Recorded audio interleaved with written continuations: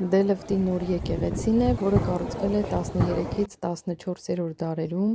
և այն տպավորիչ է իր գոթական ոճով, բարձր և կամարաձև առաստաղներով։ Բայց երևի թե քչերին է հայտնի, որ հենց այս եկեղեցում է գտնվում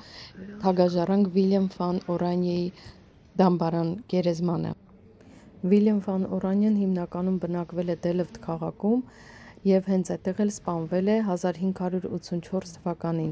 և նրա մարմինը իրականում այդ ժամանակ չկարողացան տեղափոխել Բրեդա քաղաքում գտնվող թագավորական գերեզման, քանի որ այդ ժամանակ Բրեդա քաղաքը գտնվում էր իսպանական զորքերի վերահսկողության ներքո այդ 80 տարվա պատերազմի ընթացքում։ Ու այդ ժամանակից էլ սկսած Դելֆտի նոր եկեղեցին դարձավ Օրանյե Նասաուտան թագավորական ավանդական դամբարանը։ Բայց ևս մի առանձնահատկություն ունի Դելֆտի նոր եկեղեցին, որ այն ոչ միայն թագավորական դամբարանն է այստեղ գտնվում, այլ այստեղ է գտնվում Նիդերլանդների ամենաբարձր եկեղեցական աշտարակը Դոմ Տորենից հետո։ 300 աստիճաններ բարձրացել ենք։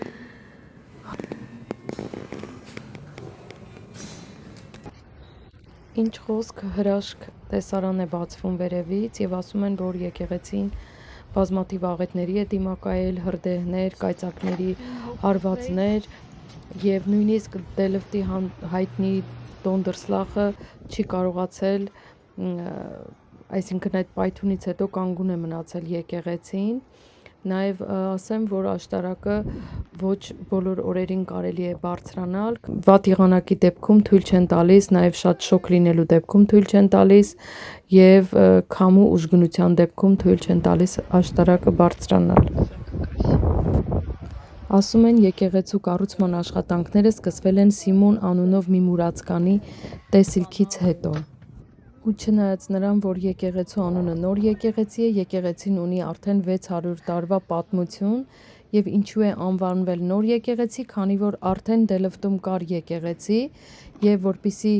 տարբերեն եկեղեցիներին հինը և նորից, մյուս եկեղեցու անունը մնում է հին եկեղեցի, և այս նոր եկեղեցին արդեն ունենում է նոր եկեղեցի անունը։